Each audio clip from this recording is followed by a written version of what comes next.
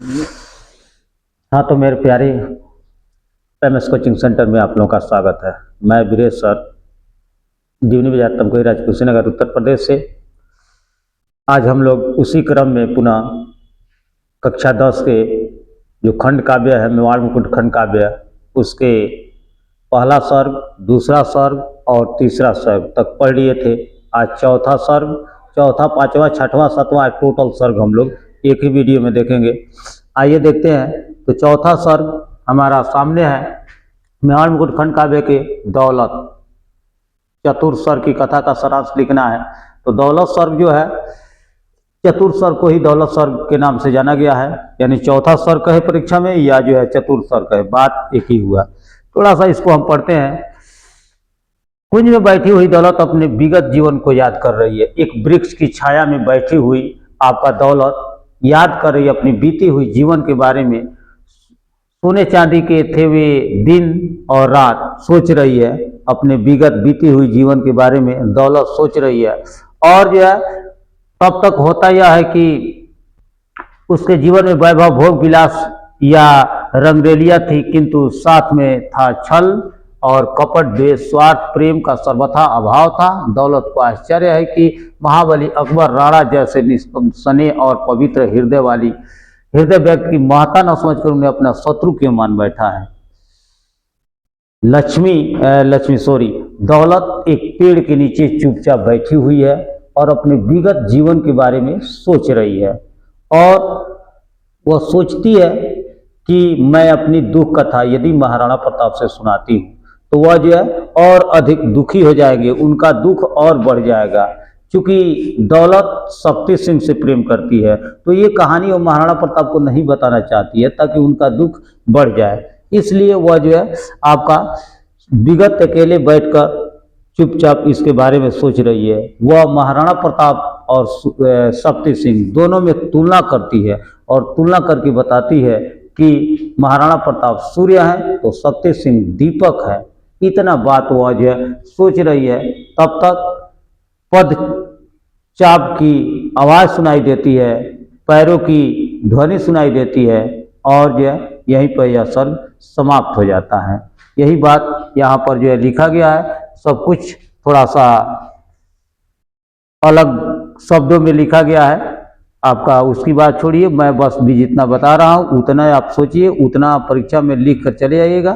एकदम बिल्कुल जो है आपको 3 नंबर अवश्य ही मिल जाएगा, इसमें किसी तरह की दिक्कत नहीं है।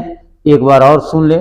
आपका लिखेंगे मेवाड़ मुकुट खंड काव्य के चौथे सर्ग दौलत के नाम पर है। दौलत शत्रु पक्ष की कन्या अकबर की मामा की बेटी है। वह अकेले बैठी हुई अपने विगत जीवन के बारे में सोचती है।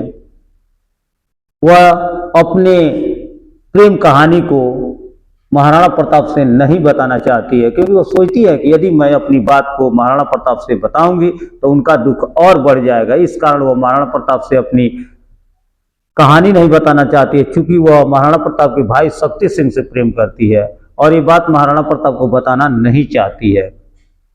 वह जो है अकेले बैठकर महाराणा प्रताप और शक्ति सिंह दोनों में तुलना करती है। वो महाराणा प्रताप को सूर्य और शक्ति सिंह को दीपक बताती है।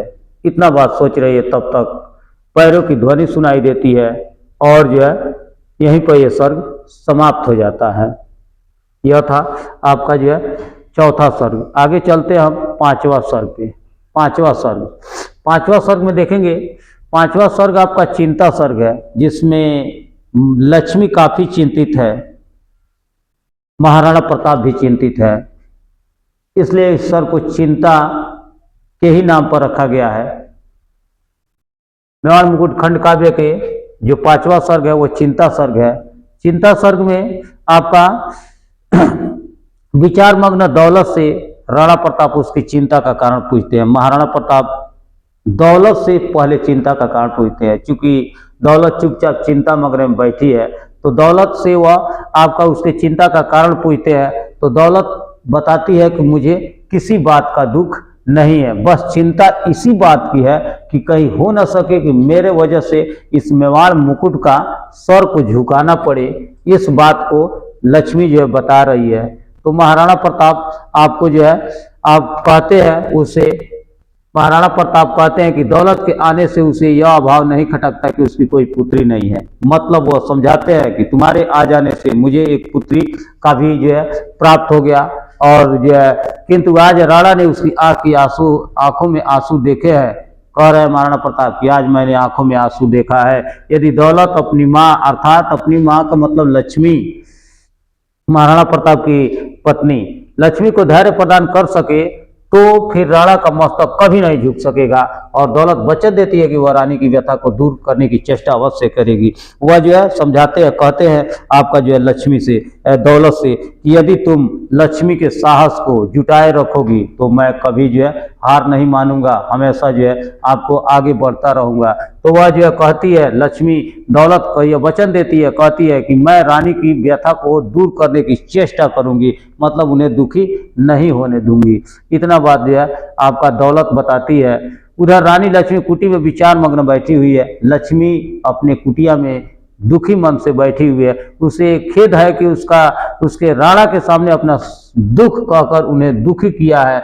दौलत रानी लक्ष्मी के पास जाकर और मधुर स्वर में उनकी चिंता का कारण पूछती है। दौलत लक्ष्मी से लक्ष्मी की चिंता का कारण पूछती है और रानी का जो है दुख स्वयं लेना चाहती है। यानी दौलत रानी के पास जाती है और उनके दुख का कारण पूछती है। वो सोचती है कि रानी का जो भी दुख है वह मुझ में लग जाए, वह दुख लेना, उनके दुख को अपने खुद जो ले लेना चाहती है। राणा भी रानी को कहते हैं कि उन्होंने आपका जो भी कुछ मतलब हुआ है, आपका कह रहा है कि रानी ने अब तक हार नहीं मानी तो आगे भी हार नहीं माननी चाहिए। और राणा अपना निश्चय बताते हैं कि वह अरावली छोड़ किसी अन्य स्थान पर जाएंगे और वहां साधन, सेना इत्यादि को इकट्ठा करेंगे और या तो मेवाड़ से अकबर का शासन हटा देंगे, अन्यथा और प्रयत्न में अपने प्राण दे देंगे। राणा ने निश्चय को सुनकर वह उत्साह से भर जाती है और राणा फिर से आश्वस्त हो जाते हैं। अर्थात जो है महाराणा प्रताप लक्ष्मी से बात को कहते हैं कि मैं दूसरी जगह जाकर साधन जुटाऊंगा और जो है सैनिक इकट्ठा करूंगा और पुनः मैं जो है महाराणा प्रताप से युद्ध करूंगा। महाराणा प्रताप को या तो इस मेवाड़ मुकुट के शासन से हटा दूंगा, अन्यथा मैं अपने प्राण को बलिदान कर दूंगा। और यहीं पर यह सर्ग समाप्त हो जाता है। चौथा सर्ग, पांचवा सर्ग, छठे सर्ग। छठा सर्ग में आपका मेवाड़ मुकुट खंड काव्य के जो छठा सर्ग है वो पृथ्वीराज के सर्ग के नाम से है। पृथ्वीराज सर्ग है छठा सर्ग। इसमें देखते हैं छठे सर्ग में प्रातः काल का समय है, सुबह सुबह का समय है और राणा प्रस्थान की तैयारी में लगे हुए हैं। महाराणा प्रताप अब आगे बढ़ने की, जाने की तैयारी में है। सुबह का समय है, महाराणा प्रताप अब जाने की तैयारी में लगे हैं। उसी समय एक अनुचर आता है, एक जो है दूत आता है और आकर अकबर के दरबारी को पृथ्वीराज का पत्र देता है। यानी जो है वह दूत आकर और जो पृथ्वीराज का पत्र देता है महाराणा प्रताप को। अर्थात महाराणा प्रताप सुबह में तैयार है तुरंत अब प्रस्थान होने के लिए। तब तक उसी वक्त एक अनुचर आकर अकबर के दरबारी कवि जो पृथ्वीराज है उनका जो एक पत्र देता है और कहता है कि पृथ्वीराज राणा से मिलना चाहते हैं। वो कहता है कि पृथ्वीराज आपसे यानी महाराणा प्रताप से मिलना चाहते हैं। राणा इसे अकबर की चाल समझते हैं। राणा सोचता है, महाराणा प्रताप ये सोचते हैं कि इसमें जरूर कोई अकबर का ही चाल है, क्योंकि अकबर के ही दरबार का वह पृथ्वीराज था। वे अनुचर को आदेश देते हैं कि वह आगंतुक को वृक्ष के नीचे बैठाएं और राणा तलवार लेकर पृथ्वीराज से मिलने जाते हैं। वह जो है महाराणा प्रताप आदेश देते हैं कि उसे एक वृक्ष के नीचे बैठाया जाए और उसके बाद महाराणा प्रताप तलवार उठाते हैं और उसे मिलने जाते हैं। पृथ्वीराज राणा प्रताप के शौर्य की प्रशंसा करते हुए राजपूतों की लाज बचाने की प्रार्थना करता है। पृथ्वीराज है वो महाराणा प्रताप की प्रशंसा करता है और कहता है कि जो भी आपका जो है राजपूत है उनकी लाज बचा लीजिए, लाज बचाने की प्रार्थना करता है। और राणा व्यंग्यपूर्ण भाषा में पूछते हैं कि जब सूर्य ध्वज झुक रहा था और राणा की मर्यादा टूट रही थी, उस समय तुम्हें अकबर के शासन में राजपूतों की आन फलती फूलती दिख रही थी। वो कहा कि जिस समय आपका इस मेवाड़ मुकुट का झंडा आपका जो है झुक रहा था, उस समय आप कहाँ थे? उस समय राजपूतों की मान मर्यादा नहीं थी, उस समय आप कहाँ थे जो आज ये बात कह रहे हैं? फिर कह रहा है किंतु आज जब राणा के पास कुछ नहीं है तो वह वन वन भटक रहा है, यानी महाराणा प्रताप के पास कुछ नहीं है, वन वन भटक रहा है, आपका स्वागत कैसे कर सकता है। वो कह रहे हैं महाराणा प्रताप पृथ्वीराज से कि उस समय आप इस बात को नहीं सोचे, आज मेरे पास तो कुछ भी नहीं है, मैं वन वन भटक रहा हूँ, साधनहीन हूँ। पृथ्वीराज अपनी भूल स्वीकार करते हुए कहता है कि सचमुच आज तक वे अंधे थे। पृथ्वीराज कहते हैं कि मैं आज तक अंधा था, अकबर को ही सब कुछ समझते थे, हम अकबर की दास्ता पर ही गौर करते थे। कह रहे हैं पृथ्वीराज कि मैं आज तक उसका दास्ता बना रहा, आज तक अंधा था लेकिन अब अंधा नहीं रहूंगा। अनेक प्रकार से पछताव करता हुआ पृथ्वीराज राणा प्रताप के चरणों में गिर जाता है, महाराणा प्रताप की चरण पकड़ लेता है और पृथ्वीराज के शब्दों को सुनकर राणा का हृदय द्रवित हो जाता है। पृथ्वीराज से उनके दुख का कारण पूछते हैं, यानी महाराणा प्रताप पृथ्वीराज से उनके दुखित होने का कारण पूछते हैं कि क्या कारण है, क्या वजह है कि आप आज इतने दुखी हैं। तो पृथ्वीराज अपनी दुख भरी कथा राणा को सुनाता है, पूरी अपनी कहानी को राणा प्रताप को सुना देता है।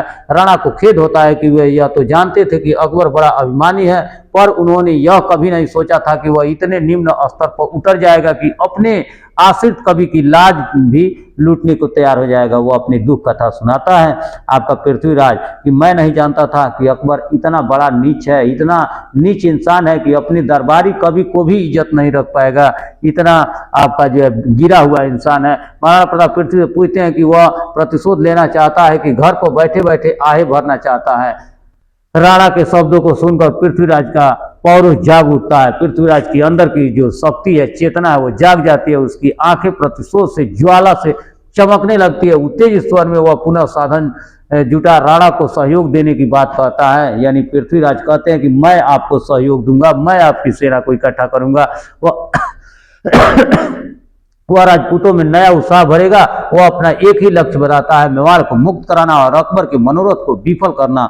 वह जो कहता है कि मैं जो है मेवाड़ को स्वतंत्र कराऊंगा और अकबर की जो राजनीति है, अकबर की जो चाल है, उसको विफल कर दूंगा।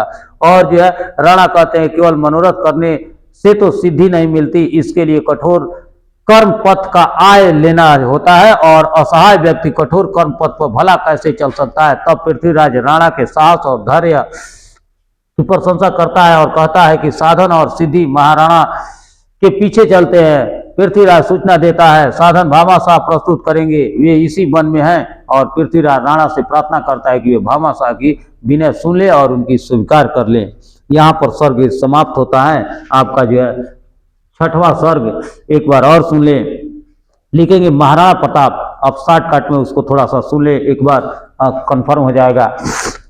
1 मिनट थोड़ा सा जल ग्रहण कर ले।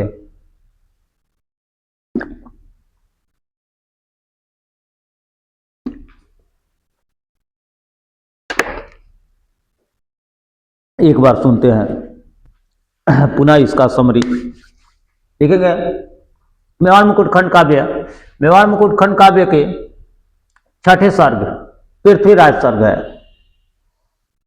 इसमें महाराणा प्रताप सुबह के समय प्रस्थान होने के लिए तैयार होते हैं, तब तक एक अनुचर अकबर के दरबारी कवि पृथ्वीराज का पत्र लेकर आता है और उनसे कहता है कि पृथ्वीराज आपसे मिलना चाहते हैं। क्योंकि अकबर के पक्ष का पृथ्वीराज था, इसलिए महाराणा प्रताप को शक होता है कि इसमें कहीं हो न सके कि अकबर का चाल है। तो वह उन्हें आपको एक वृक्ष की छाया में बैठाता है और तलवार निकालकर तलवार के साथ वो उनसे मिलने जाते हैं। पृथ्वीराज अकबर को दुष्ट नीच इंसान बताता है और कहता है कि ऐसा है कि मैं अकबर के दरबार यानी अकबर के साथ मैं छोड़ दिया हूं, मैं आपके साथ रहना चाहता हूं और राजपूतों का इज्जत बचाना चाहता हूं। तो इस पर महाराणा प्रताप उससे कहते हैं कि उस दिन आप कहाँ थे, उस दिन क्यों नहीं यह जो है आपको यह मन आपके मन में जगा, आप आखिर जो है उस समय राजपूतों का आन मान शान नहीं देखे। तो वह जो है आपको पृथ्वीराज उनको जो है अपने आप को काफी निंदित समझते हैं और कहते हैं आज के बाद से मैं आपका साथ दूंगा और मैं यह प्रतिज्ञा करता हूं कि मेवाड़ मुकुट स्वतंत्र कराने में मैं महत्वपूर्ण भूमिका निभाऊंगा। हर साधन और हर कुछ जो है मैं जुटाने के लिए तैयार हूं। इस पर महाराणा प्रताप, आपका महाराणा प्रताप को पृथ्वीराज समझाते हैं कि ऐसा है कि मैं आपको जो है इसी जंगल में रहने वाले भामा शाह को भी जानता हूं। भामा शाह हम लोग का साथ देगा। मैं जो है भामा शाह को कहूँगा और जो है वो अपना सैनिक और जो है हर तरह से सहयोग हम लोगों का करेगा। आप उनकी, आपका जो है विनती को, उनकी बातों को अवश्य स्वीकार कर लीजिए। और यहीं पे ये सर्ग समाप्त हो जाता है। अगला और लास्ट सर्ग है 7वां सर्ग, भामाशाह। भामाशाह सर्ग थोड़ा देखते हैं। 7वें सर्ग मेवाड़ मुकुट खंड काव्य के 7वां सर्ग, जो कि भामाशाह के नाम से है। एक शिलाखंड पर बैठे राणा प्रताप सोच रहे हैं, एक पहाड़ पर बैठे हुए आपका महाराणा प्रताप सोच रहा है, शायद मेरे जीवन में पुनः कोई नया मोड़ आने वाला है। वे वर्तमान के शोषण, दास, स्मृति और छल पर प्रपंच की राजनीति को सोचकर खिन्न है। पृथ्वीराज और भामाशाह के द्वारा उन्हें वन में खोजते फिरना राणा को इस बात का प्रतीक लगता है कि फिर से अंधकार दूर होगा और चित्तौड़ का भाग्य पुनः खुलेगा। महाराणा प्रताप इस बात को सोच रहे हैं कि लगता है पुनः यह अंधेरा दूर होगा, क्योंकि हमारे साथ पृथ्वीराज और भामाशाह दोनों जो है मेरे साथ हो गए हैं, मेरा साथ देने के लिए तैयार है। अतः यह अंधेरा अवश्य ही दूर होगा और पुनः चित्तौड़ का भाग्य खुल जाएगा। इस समय भामाशाह उपस्थित हो जाते हैं। भामाशाह कहते हैं, भगवान एकलिंग की कृपा से अब आपके शत्रु मरेंगे। साधना आपकी सेवा में अर्पित है, उन्हें स्वीकार करें और सेना एकत्र कर फिर से युद्ध आरंभ करें। ये भामाशाह महाराणा प्रताप को समझाता है कि ऐसा है, पुनः हम लोग सेना इकट्ठा करें और पुनः एक बार जो है आपका युद्ध प्रारंभ करें। मेरे पिता और पितामह द्वारा एकत्र लाखों स्वर्ण मुद्राएं आपका जो है भूमि में गड़ी हुई है। अर्थात भामाशाह अपने पूर्व संपत्ति को देना चाहता है, लेकिन महाराणा प्रताप उसे स्वीकार नहीं करते हैं। तो वह पुनः उनको जो है समझाता है और समझाता है तो आपका महाराणा प्रताप उसे आपको जो है मान जाते हैं और भामाशाह धन को राणा का ही बताकर और उन्हें दे देता है। समझे, उसका भामाशाह के बहुत निवेदन करने पर राणा साहब भामाशाह की जो बात है उसको स्वीकार कर लेते हैं। उन्होंने देश छोड़कर बाहर जाने का विचार छोड़ दिया। भामाशाह ने उसकी दुविधा समाप्त कर दी और उन्होंने निश्चय किया कि अब ये यहीं रहकर स्वतंत्रता के स्वप्न को साकार करेंगे। जिस देश में भामाशाह जैसे सपूत जन्म लेते हैं वह जो है कभी परतंत्र नहीं रह सकता। राणा को मेवाड़ की स्वतंत्रता का नव प्रभात आने की आशा के साथ ही आपका खंड समाप्त हो जाता है। अर्थात एक बार सुन लेते हैं, भामाशाह अकबर से मिलने आते हैं और भामाशाह जब अकबर से मिलते हैं तो भामाशाह अकबर नहीं, महाराणा प्रताप से, भामाशाह महाराणा प्रताप से मिलने आते हैं और मिलने के बाद अपनी सारी बातों को बताते हैं और बताने के साथ साथ वो अपने पूर्वजों के दिए हुए संपत्ति को महाराणा प्रताप को देना चाहते हैं, लेकिन महाराणा प्रताप को इनकार कर देते हैं। फिर वह उन्हें समझाते हैं कि यह जो भी संपत्ति है ये सब आपका है और जो है उनको समझाने के बाद महाराणा प्रताप उसे स्वीकार कर लेते हैं और भामाशाह आपको जो है उनको जो है साथ देने के लिए अपने सैनिकों के साथ पूरा उनकी सहयोग देने के लिए तैयार हो जाते हैं। और जिसके वजह से जो उन्होंने निश्चय किया था आपका जो मतलब छोड़कर जाने की, यानी देश छोड़कर चले जाने की जो निश्चय किया था उनको उन्होंने विचार से निकाल दिया और जो है आपका जो स्वतंत्रता को साकार करने के लिए एकदम तैयार हो गए। और वह जो है यहीं पर इस राणा को मेवाड़ की स्वतंत्रता नव प्रभात आने की आशा के साथ ही साथ, यानी महाराणा प्रताप पुनः आजाद होने के जो प्रभात होता है उसके जो आने के साथ ही साथ इस सर्ग को समाप्त हो जाता है। 2-3 बार वीडियो को आप लोग बैक करके देख लेंगे तो अवश्य ही समझ में आ जाएगा। कोई विशेष नहीं है, कहानी है, किस सर्ग में कौन सी कहानी है उसको केवल हाईलाइट जो है दिमाग में होना चाहिए कि किस सर्ग में कौन सी कहानी है। आसानी से आपको जो है 7 सर्ग है, 7 सर्ग को लिख सकते हो, इसमें किसी तरह की कोई दिक्कत नहीं है। 3 नंबर पक्का है, इतना से इसमें किसी तरह की कोई समस्या नहीं है। आपको यहीं पर आपका सर्ग समाप्त होता है। अगले वीडियो में हम लोग इस सर्ग के मेवाड़ मुकुट खंड काव्य के जो मुख्य पात्र हैं उनका चरित्र चित्रण देखेंगे। धन्यवाद।